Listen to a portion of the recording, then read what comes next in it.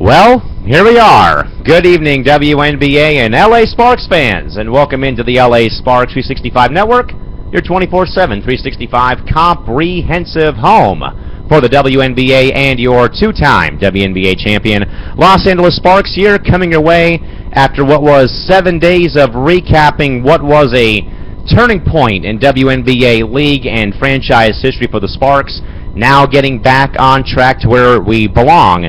This is WNBA 365 Off-Season Central, recapping everything that has gone down over the 2014 off-season. Of course, alongside Chris and Mancy via Apple's FaceTime from the Internet Studios in Anaheim, California. Cal McClure coming away with the third member of our broadcast team down below me on the floor here from Studio 171 in San Diego. Chris, good evening, man. How's it going? Not much, just hanging here. Quite literally hanging there.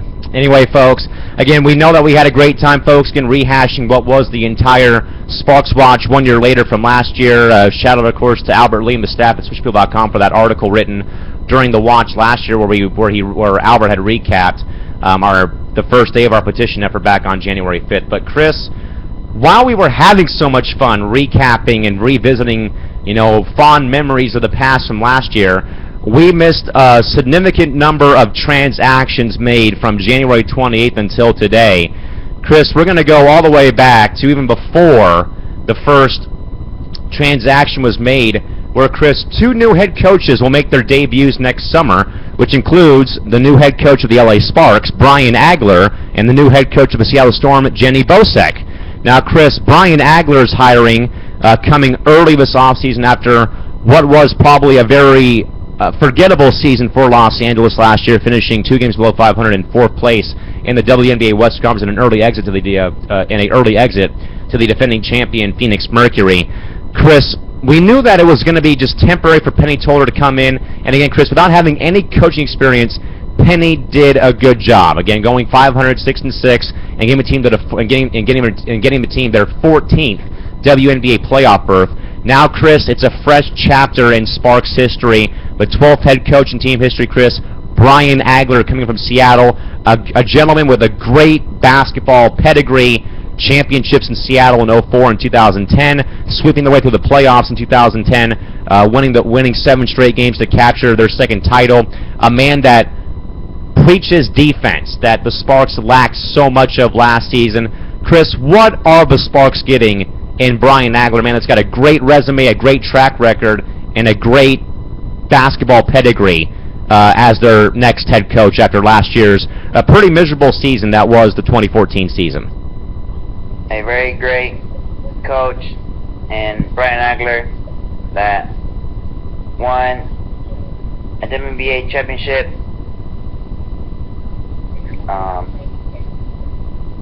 And that preaches defense, and just a very great coach for the Sparks. Something the Sparks need desperately was defensive efficiency, which they really lacked at last season. Then, of course, Chris, the Seattle Storm, according to what I was told by Albert and a few other sources, Chris, Brian was going to be fired for his role in the Storm season, where last year, Chris, the Storm battling injuries, no Lauren Jackson, Sue Bird hit and miss, some age veterans that are wearing down, and Brian's time, Chris, fortunately ran out, so he officially resigned from the GM head coaching spot to take the job with LA. Then, of course, Chris, Seattle brings in a new team president, new GM, and Chris promotes assistant coach Jenny Bosek from the assistant's chair to the head coaching position. Chris, we thought that perhaps when the Sparks let Carol Ross go, you would say, okay, it'd be Gail Gestenkors or Gary Kloppenberg. But, Chris, now with this case with Seattle, they are in complete rebuild mode, Chris. They made a trade that we're going to get to here pretty soon. But, Chris, tough year for Seattle, man. Any sort of contributing factors as to why the Storm struggled so much, Chris, other than LJ and Sue Bird with their off-and-on play, more so Bird missing time because of injuries and her age. Definite rebuild year for Seattle. Thoughts on the resignation of Brian Agler to go to Los Angeles, and also the hiring of Jenny Bosek, new Storm head coach up there in the Pac Northwest. Thoughts or what? I think they're in process of rebuilding mode to try to get them to a championship team. trying to get back, Chris, and this is going to be a very young team next season. And Chris, so after the head coaching was done, Chris, the first transaction this offseason, back on January 28th, Chris, which began 3 moves, well, technically 2 moves, a waive and a trade made. And, of course, Chris, the first move made over the offseason was the Sparks dumping Arminty Harrington due to salary reasons, letting go of her contract. Chris, I think that Minty, was worthy of being kept on the roster because of her being, Chris, the main defensive weapon following Candace Wiggins' torn meniscus Game 1 in Seattle. And seeing the Sparks dump her was a bit alarming at first, but then Chris, when you heard it was because her salary, then you're like, okay, maybe LA's got some sort of free agent splash, up her sleeve. Chris, initial thoughts about hearing about the Sparks waiving Arminty Harrington were what, back on January 28th? Just very surprised, waiving Arminty Harrington, and like you just said, probably like making a big splash in free agent. That's like the only thing I can think of, Chris, is LA dumps Harrington. They waive her for the salary reasons to get some marquee superstar, perhaps, over the waiver wire, perhaps. But again, the Sparks made the first chess move of the offseason, again, waiving Arminty Harrington and cutting her salary off the team's payroll and salary cap space. Then, Chris, we had our first trade made on January 20th between the Seattle Storm and Connecticut Sun, where, Chris, teams exchanged draft picks, plus Seattle receiving Renee Montgomery from Connecticut, while the Storm sent Camille Little and Shakina Strickland to Connecticut. Then on February 2nd, plenty of signings across the league, including the Washington Mystics, who re-signed Tierra Ruffin-Pratt, Kayla Thornton, and Kalena Green. Tulsa offered a offer sheet to Karima Christmas, who signed it, and also re-signed their big center Courtney Paris, who was the league's leading rebounder last year, won a Peak Performance Award there. The San Antonio Stars re-signed Gia Perkins, Chelsea Poppins, and also signed Courtney Paris' sister, Ashley Paris, to a training camp contract.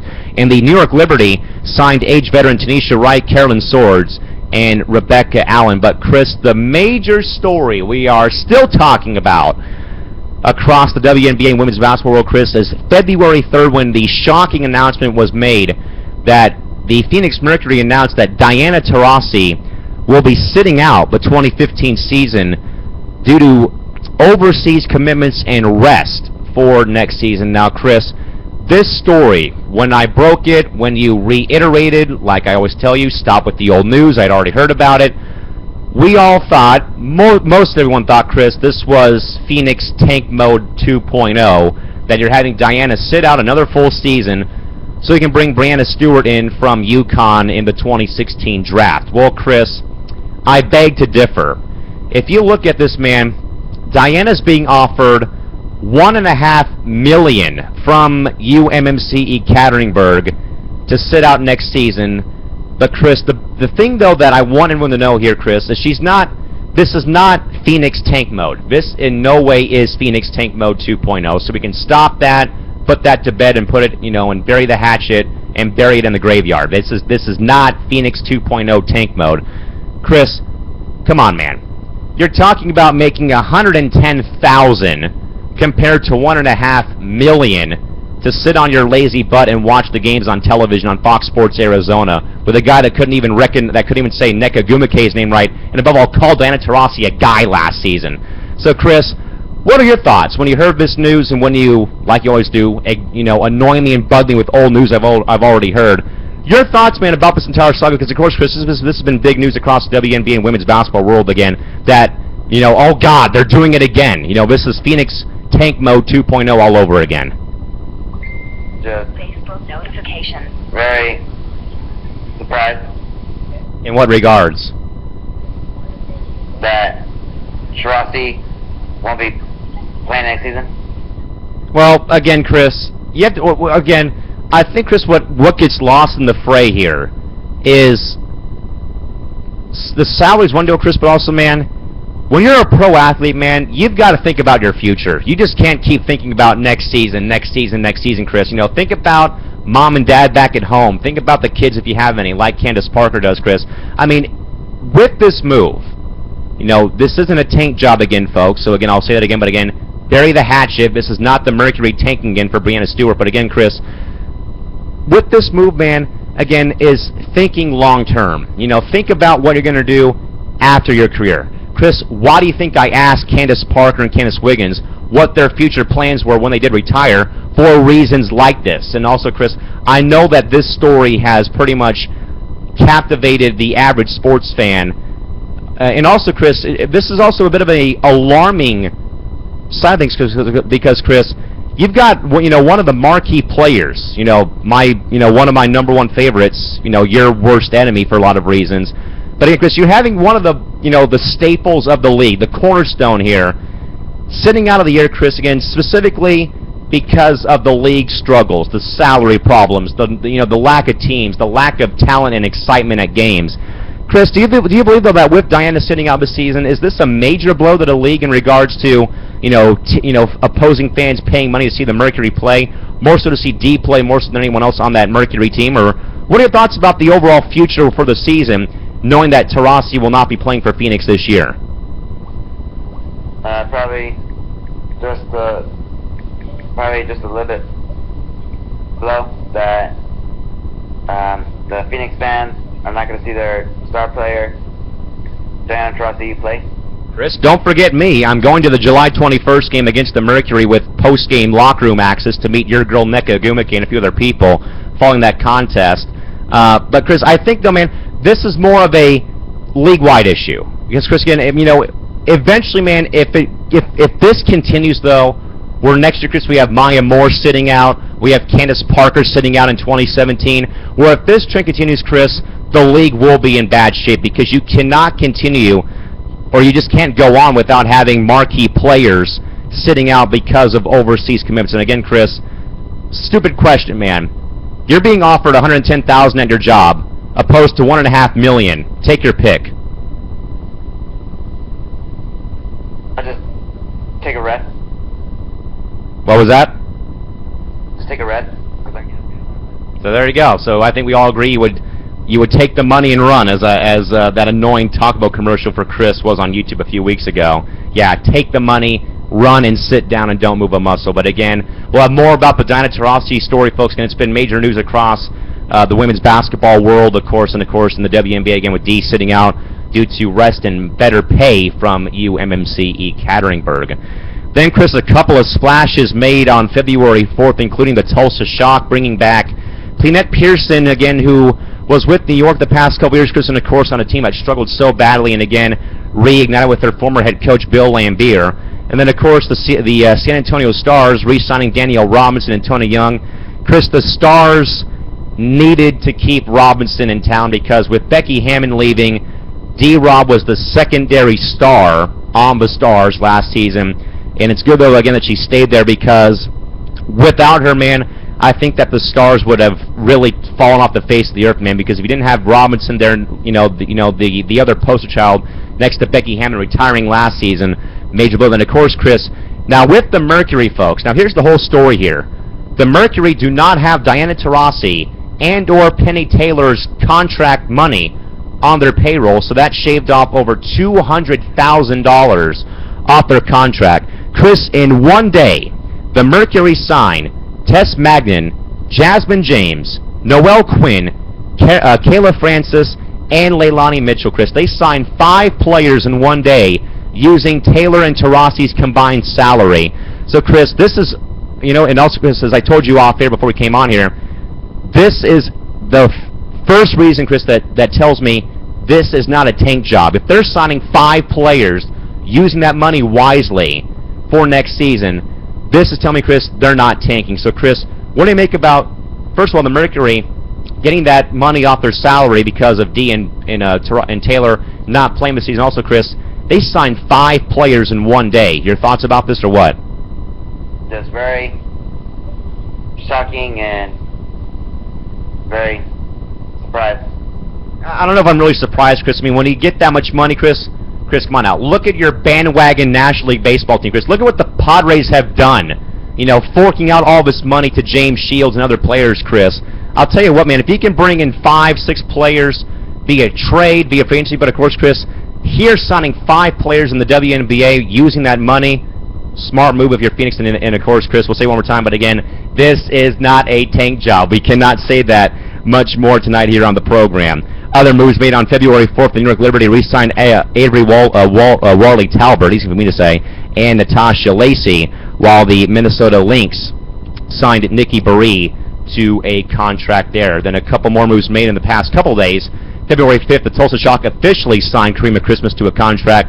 San Antonio signed Brittany Chambers. And, of course, Chris, one player that the Sparks had on their free agent radar was Mo Curry, who, of course, Chris, became the 6th different player signed by the Mercury in the offseason. She signed a contract to go to Phoenix. February 6th, Alex Montgomery re-signed with New York officially. Minnesota re-signed Nadari McKenneth.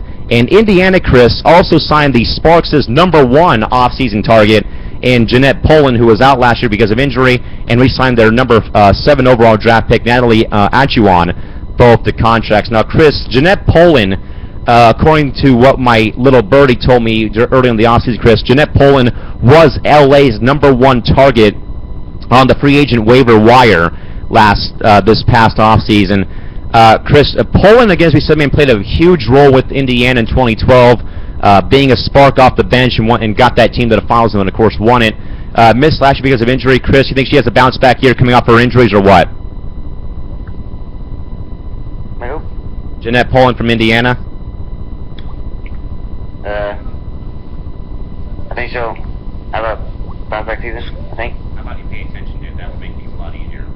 And then, of course, Chris, draft day last year, Indiana didn't really have to address a whole lot of needs, I'd say, but they did get a pretty good stud in Natalie Achuan, the first Canadian-born player drafted into the WNBA. Of course, was out last year because of knee problems, so hopefully she'll be back to full strength next season. And of course, Chris, today, the only 2 moves made today were by the Sparks. They signed Australian center Mariana Tolo today to a contract and re-signed bench player Nikki Green, who was a free agent, to a contract. Chris, Mariana Tolo, 6'5" center. Chris, a definite upgrade coming in off the bench at the center spot, but Chris, this though raises a bit of concern though for Jantel Lavender. Chris, you're bringing in the center, playing Lav's spot, and Chris, Lav is a free agent. Chris, so I guess, man, I'll ask you first your thoughts on the signing, but also, man, is there some concern though that we may not be seeing Jantel Lavender in purple and gold next season with this move made by Penny Toller today? With the Sparks signing Mariana Tolo to a contract? Pretty much, probably sure. Probably won't be seeing Jantel Lavender since with this move. Bringing in Tolo, since she's a center, and she's like 6'5", and probably we might be seeing the days of Jantel Lavender not in the purple gold. Now, Chris, a lot of people were a bit infuriated, including some of our fam on Twitter, about Nikki Green re-signing. Chris, I was told, though, by the front office that Nikki Green was eligible to be cut before she was re-signed today by the Sparks. Now, Chris, this, man, I think is going to be a training camp issue. I think, Chris, they only re-signed Green for the training camp for training camp to see what she could do. Now, Chris, it's impossible, though, man, to really grade a player's performance, Chris, when they're stuck on the bench all season. So I guess, man, it's a low risk, low reward sort of thing. If you keep her, you waive her, you do something, Chris. But I guess, man, why, though, man, would you think that the Sparks would make this type of move with Nikki Green that would basically, Chris, for one, piss off the fan base, but two, man, when you're giving a contract, Chris, to someone that really you never got a chance to see play at all last year, only maybe a minute or so when the game was out of reach? I don't know, just a very surprise move by the Sparks. Well, maybe like you said, during off-air, maybe you should just only training camp, and after that, probably waiver. It's probably going to be training camp. I mean, Chris, at this point, Abdi, Green, and Gruda, Chris, last I heard, Abdi, Green, and Gruda were the 3 likely suspects to be cut or waived to free up more room for a splash. Now, Chris, it brings me to my next point about Aaron Phillips. Now, Aaron Phillips, folks, again, as was mentioned, was with Phoenix last year. Now, folks, I can confirm the Sparks are in the running for Aaron Phillips. Now, folks, on Friday, if you may remember, I broke the news again, but folks, I cannot confirm it. But the Sparks right now are very close to possibly signing Erin Phillips, or close to signing her. And also, I was told today by Shorty Mama 24 that the Sparks have offered Phillips a 3-year contract for max salary. Now, Chris, this has been a kind of a strange scenario here that we've heard that it was confirmed. Then we heard it wasn't confirmed about the Sparks signing Chris. I guess, man, it's been kind of wacky since Friday when I got that news when I was on my way to do Point Loma Nazarene baseball. But Chris, again, man, I said pretty flat out, Chris, I can't confirm and still can't confirm that the Sparks signed Erin Phillips. Now, Chris, it was broken to me by Alan Barkoff, who operates the WNBA fans page on Facebook, that the Sparks had signed her officially. But, Chris, of course, man, we have to wait for team confirmation. So, Chris, I guess here, man, Erin Phillips also, folks, in a Twitter statement and letter to a local Australian newspaper, says she officially signed a 3-year contract with a team in a major WNBA city. Now, Chris, we're talking major cities here, Chris. Phoenix, sadly, is not a major city. It's been a marquee member, but in regards to geography and population, not so much. So, Chris, you're thinking L.A., you're thinking Chicago, you're thinking New York, cities like that, Chris. I know that, maybe Atlanta, Chris. We know that James Bowman said that earlier, Chris. So I guess, man, your thoughts, man, about Erin Phillips and about the Erin Phillips saga going on here with it's been confirmed, it's not been confirmed, and where she's going to end up landing sometime soon via free agency. Chris, your thoughts about the whole thing or what? Just can't wait to see where she's going. If it's our team in purple and gold. We'll see what happens, but again, folks, I can't confirm, though, from inside sources from the Sparks, few writers and a few other sources, again, that L.A. did offer a 3-year max deal to Phillips.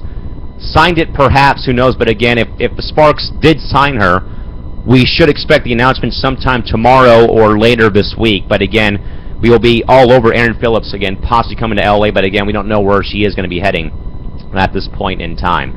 Chris, I know, man, that we wanted to get to this, man, but again, I kind of want to, again, Chris, kind of revisit the Diana Taurasi story. And I think, man, we only want to do this again because this has been such a major talking point, Chris, because, Chris, as I know, you kind of know, but of course, Chris, we know that the Mercury intentionally sat out Taurasi for the 2012 season to get Brittany Griner #1 due to a hip flexor issue that we knew was a tank job. Now, Chris, I ask you again, man, knowing again the stipulation here involved here again that Diana is getting paid by a Gamecock to sit out next season for about $2 million, Chris. I'll ask you again, man, but again, is this really, can we claim this as Phoenix Tank Job 2.0, or your overall stance on the whole thing about her sitting out, I guess, or, what is your stance on this whole entire issue going on? It's not a Phoenix Tank 2.0 since they signed a lot of people, like 5 people in one day, and not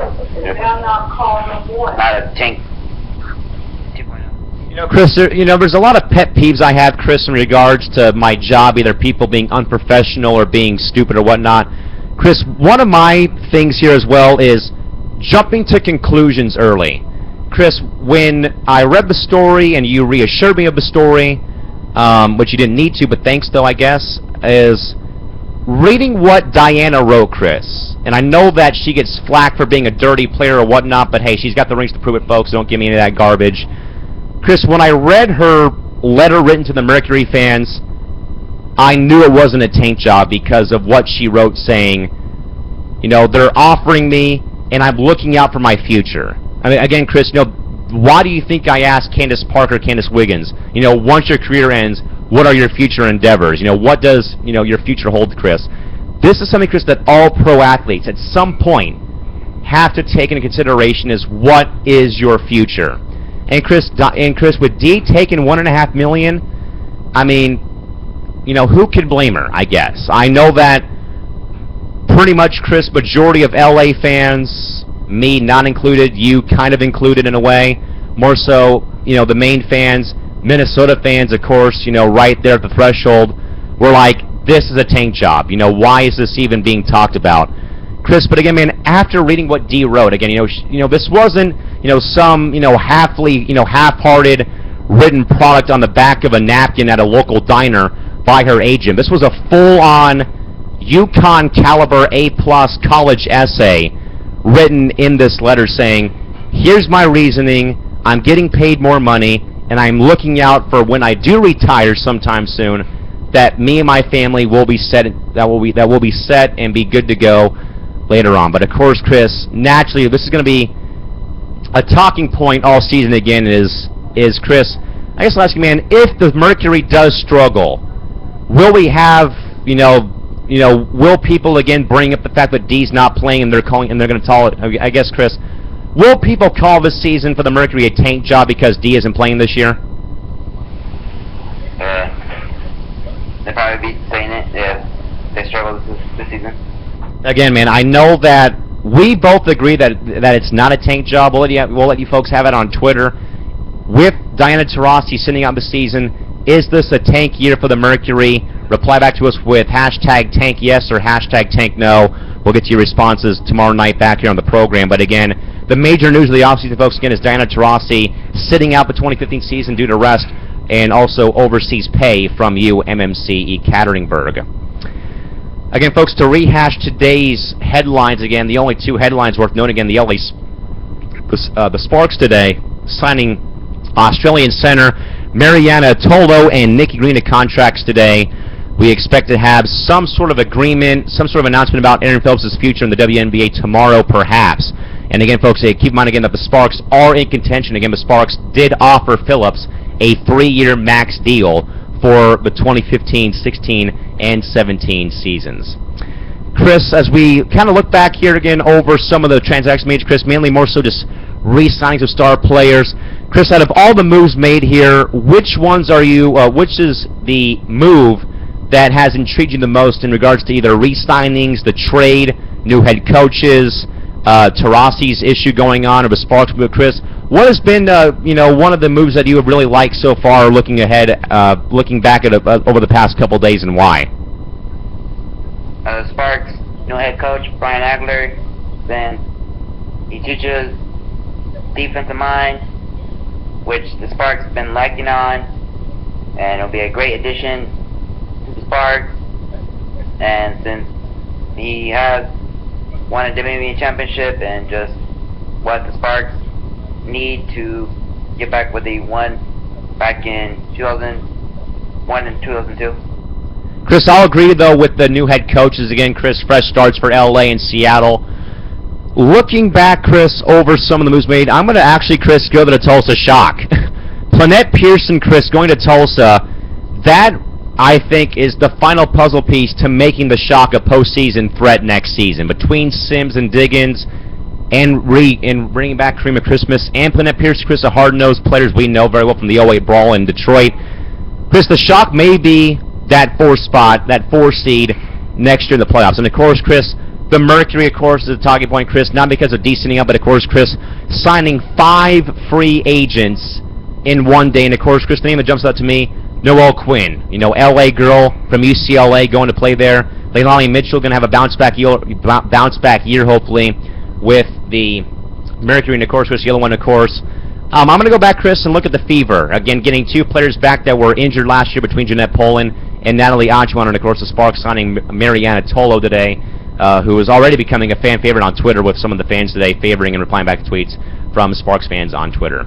With that, folks, this will wrap up our first day back on the job here on WNBA 365 Offseason Central. Chris, we were getting ready to wrap up the night, man. Your final thoughts on the pretty awesome offseason that's happened here, Chris, between new head coaches, a trade, Diana Taurasi being out sadly, and of course other moves made. Chris, your thoughts on the first show back after what was a eventful 7 days with the Sparks Watch? It's a very great show being back. The Sparks Watch, just very awesome to be back. Great to be back indeed, folks. With that, we'll see you folks back here tomorrow night, 10 p.m. when we bring you folks more WNBA headlines here on WNBA 365 Off-Season Central. With that, folks, have a safe night. Drive home safely. Thank you all for coming, and good night now. This has been the LA Sparks 365 Network. We are Sparks. We are LA. We serve, and we are the WNBA. We'll see you folks back here tomorrow night, and hopefully we'll have some more news talking about it. We will hopefully have an agreement tomorrow with Aaron Phillips possibly going to the LA Sparks. For Chris Mancy in Anaheim, Cal Miller signing off. See you folks tomorrow night. Bye-bye.